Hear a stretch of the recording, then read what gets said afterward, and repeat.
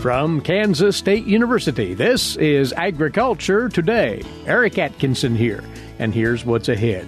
K-State's Dan O'Brien talking about this week's volatility in the grain markets and his latest take on the battle for acres between the corn, grain sorghum, and soybean trades. During Dan's weekly remarks on the grain market trends. Also in today, K-State's Dorivar Ruiz-Diaz. He'll be talking about escalating issues with low-pH crop soils around Kansas, why that's happening, and what corrective actions you producers should and shouldn't consider in addressing the problem. He'll also comment on responding to high-pH soils through crop management. And with the latest forecast on Kansas agricultural weather, K-State's Mary Knapp later on this Agriculture Today.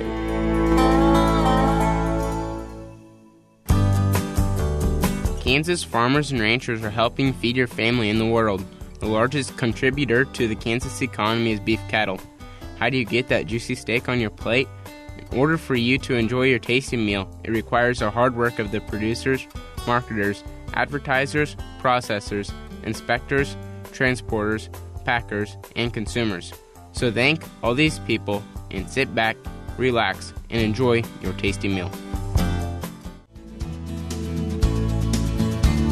Welcome once more to another Agriculture Today on the K-State Radio Network, and to the grain markets, where it's been another whirlwind of a week. Mike side with us, Dan O'Brien, grain market economist with K-State Research and Extension, normally in his office in Colby, northwest Kansas, but here on campus with us today. And we've seen the grain markets whipsaw once again. Just another testimony to the volatility that very much remains in these trades. Well, it seems to be a tight squeeze on supplies, and the market having switched over to an urgency attitude of trying to secure whatever they can to not run short through the end of the marketing year. Domestically, we've sure seen in Kansas tremendous prices. I mean, looking at information we put together each week, these happen to be Wednesday cash prices. We've got corn at locations across the state running from $5.39 on the low, that would happen to be in Topeka, to $5.94 on the high, that's in Garden City. New crop bids, of course, is what we're paying a lot of attention to for corn. Here at the end of February, heading off into March, and planting season just not very far away at all, 30 days plus. And new crop bids on the low end, again, they're at that east central Kansas location of 447, high end 485. So tremendous bids, full economic cost of production, probably somewhere around 4 to 425. That's full economic cost. Cash cost 360, 370, 380, something like that. And you compare that to the cropping alternatives that are out there. The cash market bids for soybeans running from a low of $13.39 and $13.44 in Colby and Garden City. High side up to $13.96 in Hutchinson, $13.92 in Topeka. More the export-oriented, crush-oriented part of the country. For the current bids and new crop bids for soybeans, really pretty uniform, surprisingly so, running from $11.38 up to $11.78 being there in Salina and also in Topeka. So just really an extraordinary situation. I was looking at where prices were in December. So we've gained not just cents, we've gained dollars from where we were. And these have to do with the strong, unmitigating demand coming out of China, delays in planting first soybeans, then corn in South America, in Brazil in particular, some crop worries around the world, challenges for the wheat market in terms of worries about what we have here in Kansas for winter wheat survivability. I know Romulo Lulato has been talking about that. So we're concerned about freeze and maybe even more so the dry conditions out in there. I live out in that area, drove from Hugoton to Colby Thursday of last week, and there wasn't much snow cover until you got beyond Leota to the northwest part of the state.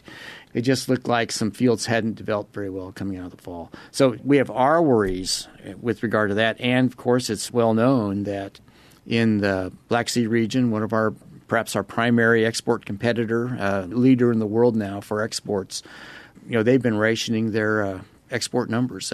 Part of that has to do with wheat being pulled out of that area for feed by China as they're insatiable, at least temporarily, for their demand. I do think, Eric, that there'll be a time when those South American crops come to market. I'll take some of the incessantness off the top of exports. And I think you're seeing that already in the soybean export numbers. In terms of actual shipments, we dropped from 80, 90, 70 per week. This last week, we have data for a projection of actual export shipments that came out on Monday of this week was down at 16, and that's the third week that we've been down. That it was down to 26, pardon me.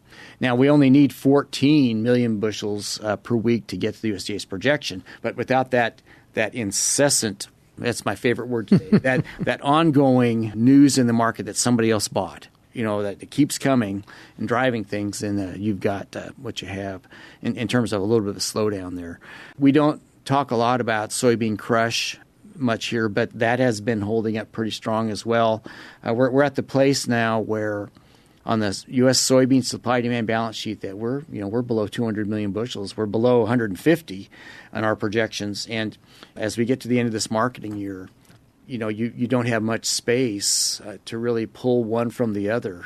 So you've got exports and domestic crush pulling at soybeans, and you get to the place eventually where there's just when you're fighting over just a few bushels at the end and prices start to go higher. I do wonder, I've talked with other people in the grain marketing industry, is it that grain isn't available, or is it in such tight hands now given this seller's market that whoever still has grain is going to demand quite a price for it? Again, in driving across Kansas, there's a lot you can learn along the northern part of Kansas. You see a lot of elevators that still have piles of corn sitting there. So I think we have grain out in the country, and it's not sitting at a feedlot or outside of an ethanol plant. Maybe it's sold to go to these places already. That's what you don't know. But I think we'll look back, and what we have now is every bit as much as happened in 2012. It's not the blow the doors off the wheat market situation like back in 2007, 2008, but these are just tremendous times in the markets. Dan, we are a full month away from the USDA's planting intentions report at the end of March. What is your read now, though, given what's happening with corn and beans, and let's throw grain sorghum in there too, as far as that battle for acres? All things are positive in each of the complexes, but how do you see that shifting around? Well, there's the professional answer, and then there's what I really think. The professional answer is, well, corn came in out of the USDA's projection at 92 million acres, slightly below the trade average, right prior to that report at 92.9. And the soybean number came in at 90 million acres as projected by the USDA. Trade average was right ahead of that report, was 89.4. Wheat pretty much unchanged. A little bit of a surprise in terms of lower spring wheat. And where is that occurring? Well, up in North Dakota, where if you're in North Dakota, you have a pretty straight shot with soybeans straight to Portland or Vancouver across the border, and can go there. So I wonder if some of what they're seeing up there, along with dry weather, is that, these soybean prices are great.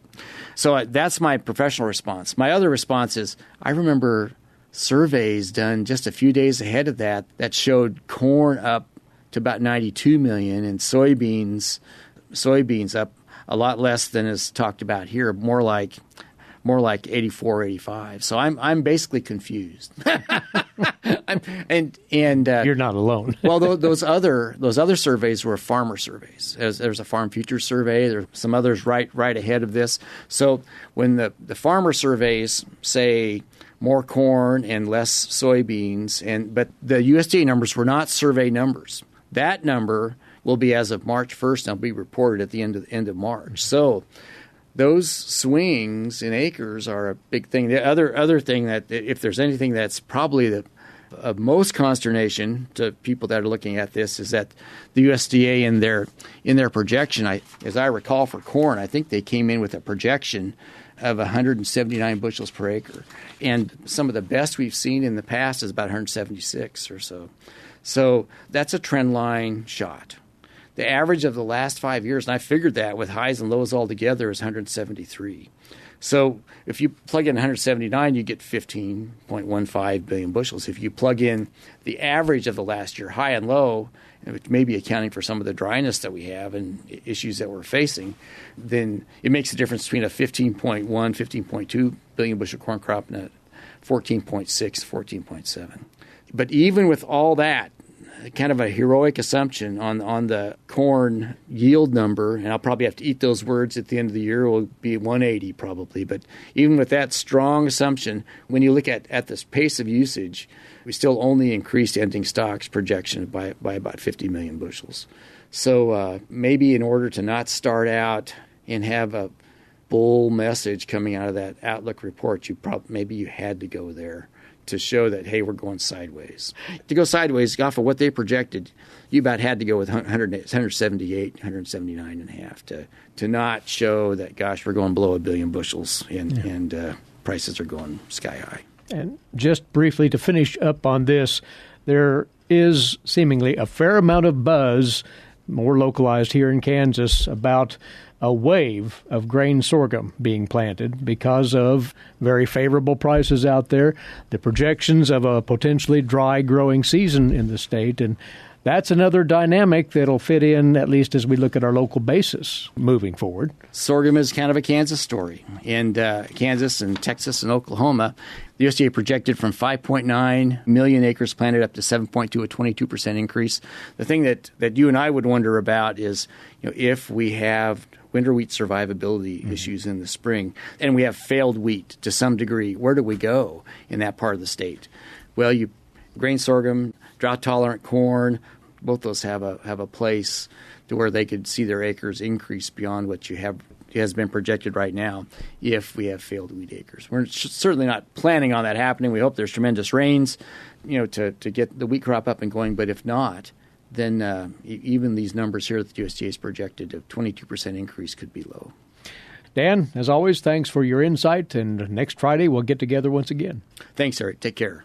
Along with us in studio this week, Dan O'Brien, grain market economist, K-State Research and Extension, with his latest thoughts on the grain trading trends here on Agriculture Today. Did you eat today? Thank a farmer.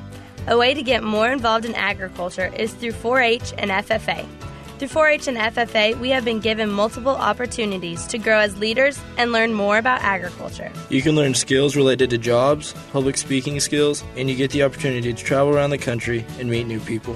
If you want more information about getting more involved in 4-H and FFA, visit them on their websites at kansasffa.org and kansas4h.org.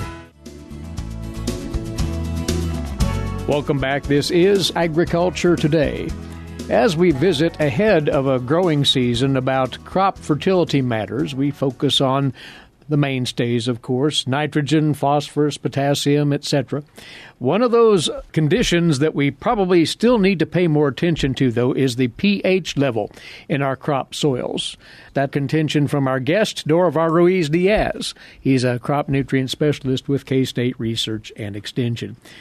Soil pH seems to be the variable that producers might want to be reconsidering, Dorivar. That's right, Eric. And I think what we're seeing across the state is obviously we are seeing lower pH develop in parts of the state where we traditionally haven't seen much of low pH problems.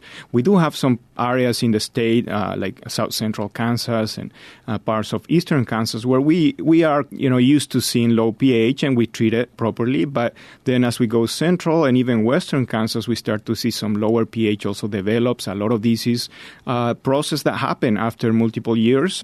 Many cases we're talking about no-till systems where that pH basically develop near the surface.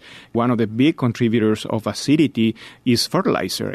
Multiple decades of nitrogen fertilizer application, it will start to develop some acidity. And again, going back to systems like no-till systems where we perhaps applying nitrogen on the surface, that acidity obviously will tend to concentrate more near the surface where we are again putting more of that fertilizer.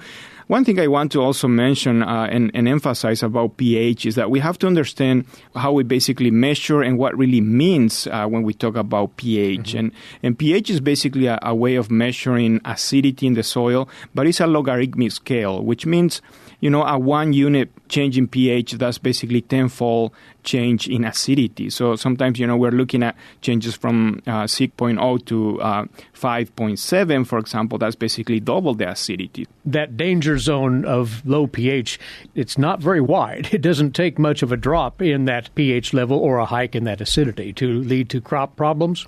Absolutely, and that's what we need to pay attention to, especially, again, as we're getting, below 6, and typically at K-State, we tend to use 5.8, kind of the point where we start to recommend lime application, and we really start to see problems once you get to about 5.5 and lower. And when we talk about 5.5 and lower, one of the main problems we see is aluminum toxicity potential, and the main issue really, especially in low pH, of course, is the potential for aluminum in solution that basically becomes toxic to the roots and affecting plant growth. And so oftentimes we are looking at fields with very low pH. You tend to see plants look a little bit like nutrient deficiencies and maybe kind of a water stress type symptoms, when in reality what's happening is that we have aluminum in solution causing aluminum toxicity and obviously limiting root growth. And so those are the key problems we see. And so essentially, once you start to see numbers below 5.5 is something that we need to definitely pay attention to and start thinking about options to fix that low pH problem. And you hinted at the main remedy, at least the one that's talked about most often, that is a lime application. That's still the most effective way of correcting a low pH? Yes, that's really the tool we have. Now, there are a few considerations there. One of the things I often get is, well, how do you determine the rate of lime that we need to apply? And this is something that changes a lot from soil to soil, and is basically tied up to the buffer capacity of that soil. And so if we are dealing with a sandier soil, typically you need to apply less lime because you can raise that pH much easier versus maybe a fine or medium texture soil where perhaps you will need to apply more lime. And so this goes back to the buffer capacity of that soil. So if you think about your soil test report, you usually get your pH, and you often see another line there that says buffer pH. And that buffer pH sometimes is not very meaningful because it's a number that is a little bit difficult to interpret, but that's basically telling us what's the buffer acidity, what's the reserve acidity in that soil, and so we relate that back to potential rates that we need to apply. And so again, basically we need to go back and test every soil, and the only way to figure out how much we need is really to have a soil test for that particular soil, which again, it can change quite a bit depending on texture and other factors. The other thing also I want to mention when it comes to lime application, I mentioned no-till systems and the development of acidity near the surface. And this is a very common question. What do we do in the case of no-till systems? When we talk about lime, we usually think about, okay, you apply the lime, you incorporate, make sure that's basically reacting with the soil. Obviously, that's not something we can do in no-till. Mm-hmm. So what do we do in that case? And so we do have a study that we just finished here last year, multiple years, a few locations in central part of the state. And something that we did in that case, long-term no-till systems, we basically apply lime on the surface and basically measure how much of that lime basically move in the profile. And we found that lime basically react in the upper 3-inch of that soil. Okay, and so that means that we need to be targeting that 3-inch soil for lime recommendations and lime rates. And so going back to soil sampling, oftentimes we need to ideally go back and collect samples at the 3-inch sampling depth. Remember, we typically recommend 6 inches for all the nutrients. But for no-till and lime application, that will be the only situation where we'll recommend to do at 3 inches to have a better idea of how much lime we need, what kind of acidity we have there.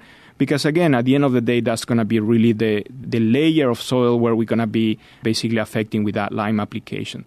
Briefly, on those surface applications and getting that infiltration that you want and need, how critical is moisture to that process? Yes, that's a very good point. The more moisture we have, obviously, that reaction would be faster. But typically, in most cases, we tend to see a minimum of about 3 months until all of that reaction happens. So this brings another point then. What is our ideal timing for lime application? And obviously now we have already, in the case of winter wheat, is growing, so there's nothing we can do at this point for wheat. However, one time that is a good timing for lime applications usually after wheat harvest in the summer. And so if we are aware of some fields that can potentially need some lime, now is the time to plant these and be ready basically for summer after harvest and do these kind of applications. In a corn soybean rotation, usually after harvest in the fall is usually also a good window to do these applications. Again, it will give us that time for that lime to react and then come back to the next cropping season. But as far as a spring application, you may or may not get the full kick out of that lime. Yes, that's a challenge. And of course, in the spring, we have less time and we just may not have enough of a window basically to do this application and have the crop planted immediately. It doesn't mean that it's not doable in the spring. Obviously, if we can accommodate, obviously that would be a good option as well. However, in the case of lime and pH, it is a bigger investment, and so we really need to think ahead for this. And so it is important to be thinking about it from now, especially if we're going to be thinking about applying, for example, lime after wheat harvest. Before we leave the topic, though, let's look at the other side of the spectrum, if we might, Dorivar. That is an alkali soil, a higher pH, above that benchmark of 6.0. What fallout is there, if any, on crop production from that? That's also a big challenge. And in Kansas, we do have a really interesting situation. Of course, we deal with both. As you go west, you have high pH soils, and that's a problem. It is a problem also, especially for availability of nutrients, micronutrients. We see zinc, iron deficiency show up in those high pH. And typically, we're talking pH of getting close to about 8 or higher in that kind of situations. And that's a little more difficult to fix that problem. And we basically have to rely on management options in this case. Some of the crops that are going to be more sensitive to those high pH situations are going to be soybean and sorghum. There is some differences in terms of varieties and hybrids, and so we need to pay attention to selection of the right variety and hybrid in those kind of environments. We also do have some options in terms of application of infra micronutrients like iron and zinc that can be available and definitely help those crops. So it's really a combination of several things that we have to do to deal with these situations. Now, I do get a question very often, can we do applications, for example, of sulfur and lower the pH of those high pH soils? And in theory, that's possible. The challenge is that oftentimes, because we have such a high pH and presence of calcium carbonate, it usually tends to be a short-term fix. In other words, if we are able to lower the pH, generally after a couple, 2 or 3 years, that pH is basically back up, and we do see the problem again. And so it suddenly becomes something difficult to make it work from the economic standpoint. And so it's really a combination of things that we need to do to deal with these areas. And in many cases, here I think is a key situation where precision agriculture can help us, because in many cases those high pH calcareous soils tends to be specific parts of the field. Mm-hmm. And again, we need to know how much of the field is affected. Can we target application of chelated micronutrients and so on to those specific areas to try to get return to investment? But it all starts with a soil test. Absolutely, and that's really the key in this case. We have to monitor those, and it is something that changes slowly over time, so we need to be thinking ahead when we talk about pH. Some thoughts to consider on pH levels that vary from that equilibrium 6.0 mark on the scale, and what you might think about in terms of managing in either instance. And thanks for talking it over with us, Dorivar. Thank you. He's a crop nutrient specialist with K-State Research and Extension. That's Dorivar Ruiz-Diaz. And we'll be back with more right here on Agriculture Today. With the shortage of primary care physicians, especially in rural areas, health education and disease prevention are vital. K-State Research and Extension programs address quality of life, personal development, and health behaviors across all life stages of all social-economic groups. To learn more about health education, one of K-State Research and Extension's 5 grand challenges, visit www.ksre.ksu.edu. From the campus of Kansas State University, this is Agriculture Today. Eric Atkinson here, and moving on now to today's agricultural news headlines, courtesy in part of DTN. New information out of the USDA on the value of Kansas crops in 2020. This just released yesterday. The overall value forecast at $8.56 billion, according to the National Agricultural Statistics Service. That would be up 17% from the 2019 figure. Breaking it down, the value of corn production expected to total $3.3 billion, up 16% from the previous marketing year. Kansas corn price averaging $4.30 per bushel. That was up 74 cents from the last marketing year. The value of soybean production in the state expected to total $2.07 billion, up 34% from the previous marketing year, with the soybean price in the state averaging $10.90 per bushel, up $2.62 from the previous marketing year. And the value of winter wheat production, $1.27 billion, down 11% from the previous year. Kansas winter wheat price averaging $4.50 per bushel. That was up 42 cents from the last marketing year, according to this new report, again from the USDA. And the Department of Agriculture is giving you producers more time to sign up now for that third round of the Coronavirus Food Assistance Program. This while the USDA does a review of how it's to be implemented. Here's more from the USDA's Gary Crawford. Producers will have some extra time to sign up for the third round of the Coronavirus Food Assistance Program, CFAP AA for short, because the USDA needs some extra time to take a new look at that program's rules and policies. Just hours after being sworn in as Ag Secretary, Tom Vilsack told reporters he had heard some complaints about the first two rounds of CFAP. Folks who felt that they were left out of previous relief packages, or folks who felt that perhaps there was some inequities in the distribution of previous assistance. And so before launching the third round of CFAP, Vilsack says USDA will do a review of the program. And while that's going on, we are now and will extend the sign-up period for CFAP AA until such time as we've made a final decision on how we're going to structure next steps in terms of administering this portion of CFAP. Sign-up was supposed to end this week. Vilsack says once the review's done and policy set, then producers will have 30 more days from that point to sign up. Gary Crawford for the U.S. Department of Agriculture.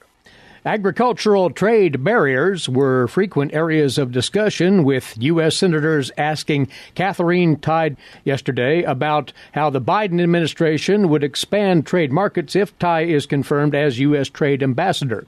Members of the Senate Finance Committee holding Tai's confirmation hearing to lead the U.S. Trade Representative's office raised concerns that President Biden might dial back on signing any new trade agreements until his domestic priorities are achieved.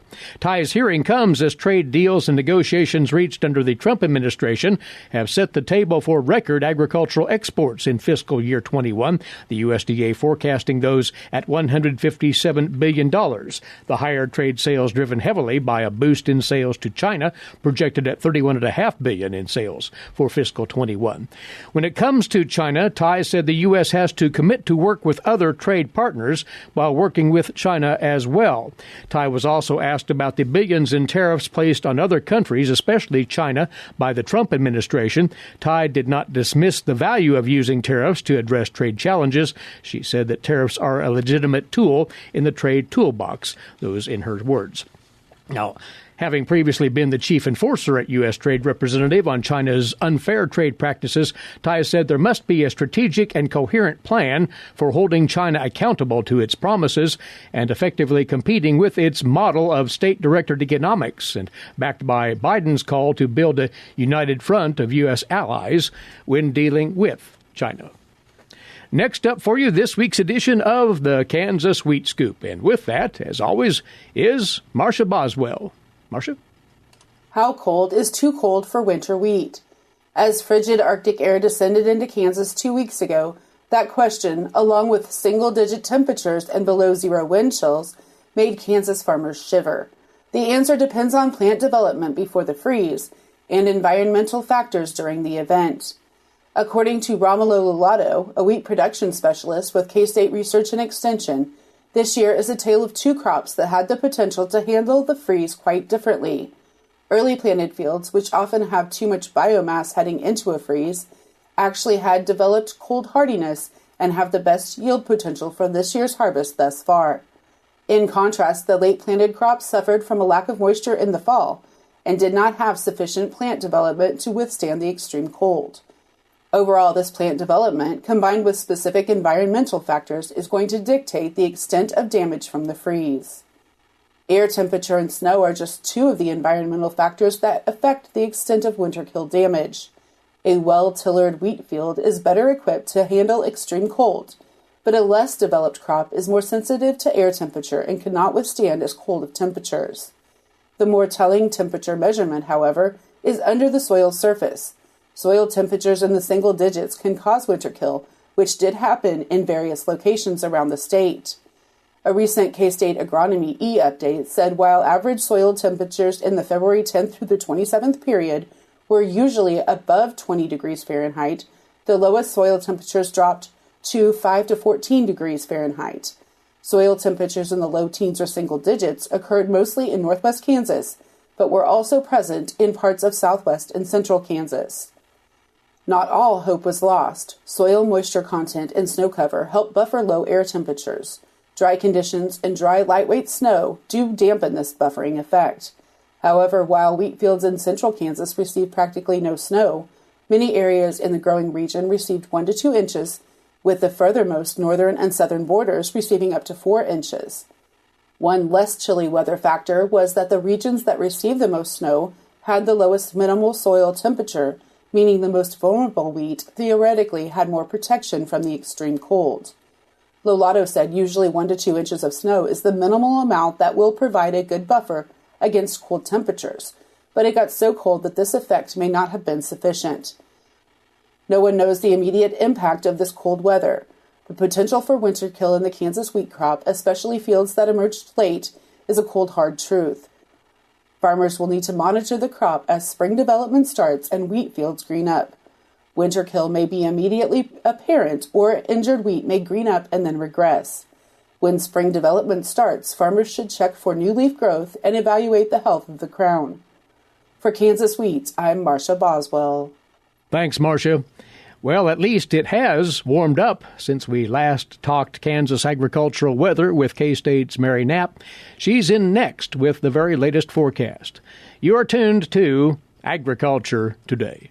When you are in need of timely, reliable, and trusted information, K-State Research and Extension is here. Whether it's organizing people, information, or resources, they have the necessary tools. Community comes first for K-State Research and Extension. For more information and to connect with your county's extension agents, visit www.ksre.k-state.edu. Finishing up this Agriculture Today, it's our look once more at Kansas agricultural weather, courtesy of Mary Knapp, climatologist, K-State Research and Extension. Where else but Kansas, Mary, could we see a 90-degree swing in temperatures over less than a week's time? That's what we had. That's what we had, and actually it was a little bit more, as much as 100 degrees between the highs and lows from last week. Washington had the coldest temperature. They were a minus 28 as we ended last week and started at the beginning of this week. And again, our week goes from Wednesday to Tuesday. The warmest was 75 degrees, and that was seen in a number of locations. Hill City was one of them, and that was on Tuesday of this week. So again, very, very strong temperature gradients. And it may surprise people that as mild as we were to end our last week, we were still almost 11 degrees cooler than normal for the period. It was just so much warmer than the week before that it felt very, very nice. It's quite weighted toward the front end of the week there. Right. And it's been virtually moisture-free. Right. We did have a little bit of moisture as the systems were leaving, but that was concentrated in the Southeast Division. All of the Western divisions averaged 0, as did North Central and Central Division. The South Central and Northeast Division averaged 1/100 of an inch. East Central was 3/100 of an inch, And not until you get down in the southeast did you actually get over 1/10 of an inch, and they average 0.14 of an inch. None of that's overwhelming. None of it's overwhelming. We would typically see here in the Manhattan area between 400 and 500 of an inch a day. So needless to say, that 1/100 of an inch for the entire week was very, very much below what we would expect. And as we move into March, those daily averages are going to just increase, and that's across the state, even in the western areas. We are moving into our wet season now, and it becomes very important that we start getting a more consistent precipitation pattern. But that may not be in the immediate offing, which we'll talk about. The drought monitor, has it worsened then? No, the drought monitor has not switched much at all. If you look at the drought update, which is on our webpage on climate.ksu.edu, you'll see a very thin line of improvement, and that was just more of shifting the boundaries of where you're going from extreme to severe drought. It really didn't make any material changes to the map. Another week of dry weather coupled with warmer temperatures is going to accelerate the deterioration. We're beginning to get to the time where our plants are going to come out of dormancy. We're removing that ice cover on the surface water supplies. So we're going to have a lot more evaporative demand, and that is going to negatively impact the situation. Because as we look at the immediate outlook, there's not much there as far as moisture is concerned, you say. Right. If you look at the quantitative precip forecast for the first week in March, it's basically showing most of the state at 1/100 of an inch or less. It gets a little bit more productive in the southeast corner of the state again, but still we're talking less than 1/10 of an inch. So that's not going very far. Again, we're looking at getting that much in a day, let alone the entire week. So it's not looking promising. And in fact, when we look at the March outlook altogether, it favors warmer than normal conditions statewide, and it's kind of on the fence as to whether we'll be wetter or drier. But as you go to the west, it's tilted towards the drier side for the month of March. In the eastern corner, it's slightly tilted towards wetter than normal. Big thing with that is when we start these spring storms, a single day's precipitation can change the entire week. Speaking of storms, it's worth bringing up, next week is observed as Severe Weather Preparedness Week. And yes, we may remain dry, but the chances for severe weather outbreaks still exist. Right. They still exist, and they are increasing as we move into the spring season. The other thing to keep in mind is the storm doesn't have to be producing a lot of rain to have a lot of wind or to have a lot of lightning, and either of those conditions can be rather dangerous. It's important to review your weather safety plans and make sure that everything is in place and that you have tested your alert system, whether it be from your phone or from a weather radio, so that you can get the word when it's needed and you have a plan of action to take if severe weather develops. And each spring, the National Weather Service conducts severe weather training at various points around Kansas. So those are worth taking in, Mary. Right. You can look at the weather.gov website, click on the area of the state that you're in. They'll have a calendar for those events so that you can find one that fits your schedule. Very good. And speaking of weather concerns, the wildfire danger is amping up as we continue drier, now warmer, and with the winds expected too. Right. There's still plenty of fuel on the ground from the last season and even the season before. It's kiln dry, so it doesn't take much to get it started. And with a little bit of a wind, the fire will behave in a very aggressive manner. It will move quickly and be very difficult to control. We've had a number of fires in the last week, some of them in areas where you wouldn't really think of immediately. There was one in Shawnee County near Auburn, another one in Gary County just north of the interstate. And again, they were fortunate they were able to get ahead of it fairly quickly, but that's going to be a continuing concern until we actually get to the point where those pastures have greened up and are less vulnerable to burning. We beat the drum regularly, but for a purpose, because you need to take every precaution you can to prevent a wildfire from taking off. Mary, thanks. Enjoy your weekend. Thanks, Eric. Mary Knapp is a climatologist with K-State Research and Extension, along with us every Friday. That is our time for today and for the week. Thanks to you for tuning in. Eric Atkinson bidding you a good weekend for Agriculture Today over the K-State Radio Network.